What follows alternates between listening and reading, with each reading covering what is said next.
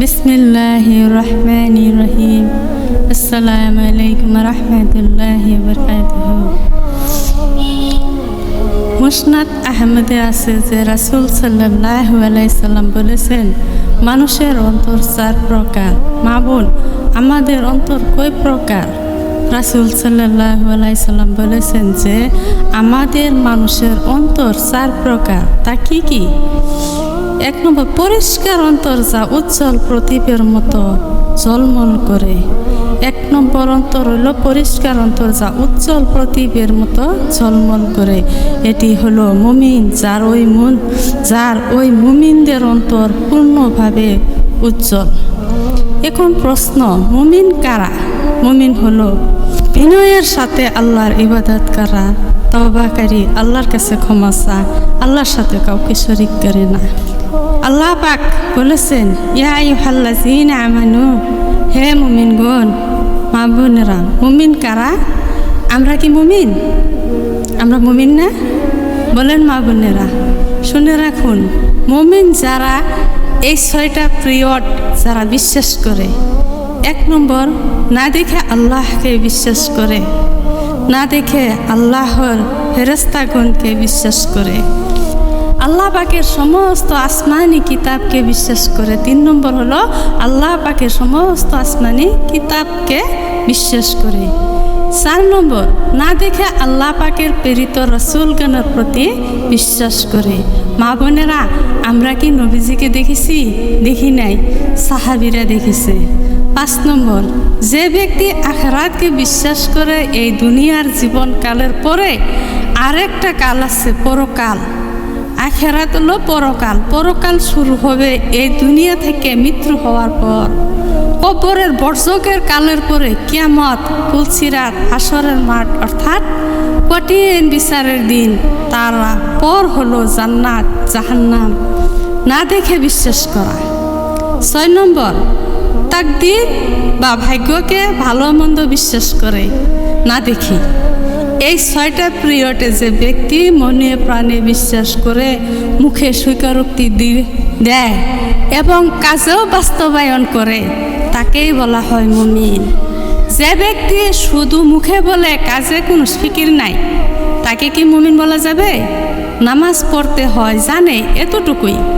নামাজ জীবনে পড়ার তৌফিক হলো না, আমরা কি তাদেরকে কি বলবো? না, তাদেরকে মুমিন বলা যাবে? যাবে না। আমরা যদি মুমিন হয়, আমাদেরকে আল্লাহ পাক বলছেন, ইত্তাকুল্লাহ, তোমরা আল্লাহকে ভয় করো, ওয়া দারু মা বাকিয়া মা রিবা, এবং সুদের অবশিষ্ট অংশগুলো ছেড়ে দাও। ইন কুনতুম মুমিনিন, যদি প্রকৃত অর্থে তোমরা মুমিন হয়ে থাকো। ওয়া ইন লাম তাফআলু, তারপর আয়াতে আল্লাহ বলছেন, ওয়া ইন লাম তাফআলু, আর তোমরা যদি সুদ না ছাড়ো তাহলে কি হবে? তোমরা যদি সুদ না ছাড়ো, আল্লাহ এবং আল্লাহ রাসূলের বিরুদ্ধে যুদ্ধের ঘোষণা। শুনে রাখো, মুমিন হোক আর কাফের হোক, যাই হোক, সে যদি আল্লাহ এবং রাসূলের বিরুদ্ধে যুদ্ধ করে, সেই কি পরকালে নাজাত পাবে? মুসলিম হয়ে কালেমা পড়ে আল্লাহ এবং রাসূলের সাথে যুদ্ধ করে, সে কি কবরের প্রশ্নের উত্তর দিতে পারবে? হাউজে কাউসারের পানি পাবে? নবী সাল্লাল্লাহু আলাইহি সাল্লামের সুপারিশ পাবে? ঠিক একই কথা, নবী সাল্লাল্লাহু আলাইহি সাল্লামের নাম শুনে দরুদই না পড়লাম, সারা জীবন যদি রাসূল সাল্লাল্লাহু আলাইহি সাল্লামের আদর্শের খিলাফ চলি, পরকাল জীবন কি শুভ হবে? না, কখনোই হবে না। 2 নম্বর, ওই অন্তর যা পর্দায় ঢাকা থাকে, ওই অন্তরটা হচ্ছে কাফিরের অন্তর। 3 নম্বর হচ্ছে উল্টা অন্তর। 3 নম্বর অন্তরটা হচ্ছে খাঁটি মুনাফিকের অন্তর, যা জেনে শুনে অস্বীকার করে। 4 নম্বর অন্তর হলো মিশ্রিত, মানে মিশানি অন্তর, মুনাফিকের অন্তর, যার মধ্যে ঈমান ও নিফাক। মা বোন, আপনারা নিফাক মানে কি বুঝেন?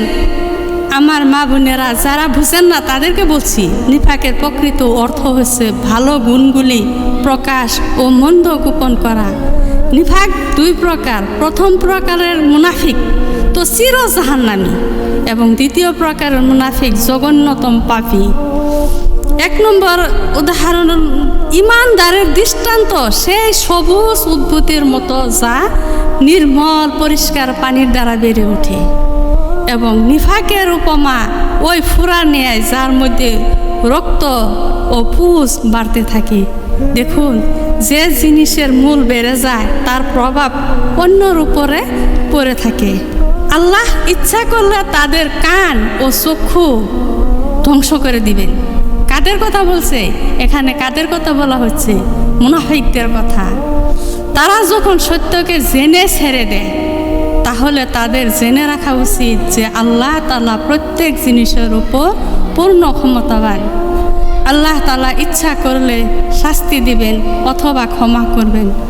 আল্লাহ তাআলা মুনাফিকদের সাবধান করার জন্য এখানে জানিয়ে দিয়েছে যে মুনাফিক সহ সব কিছুই আল্লাহর করায়ত্ত রয়েছে। যার কাছ থেকে খুশি তার শ্রবণ শক্তি এবং দৃষ্টি শক্তি আল্লাহ ছিনিয়ে নিতে পারেন। সুবহানাল্লাহ। এতে বাধা দেওয়ার ক্ষমতা কারো নাই। আল্লাহু আকবার, সুবহানাল্লাহ। দেখুন মা বোন, আমরা যাতে মুনাফিকের খাতায় না পড়ি, মুনাফিকের গন্ধ যাতে আমাদের শরীরে না থাকে, আমরা যাতে সবাই মুমিন হতে পারি, আল্লাহ আমার মা বোনদেরকে তৌফিক দিন। আমিন আমিন সুম্মা আমিন।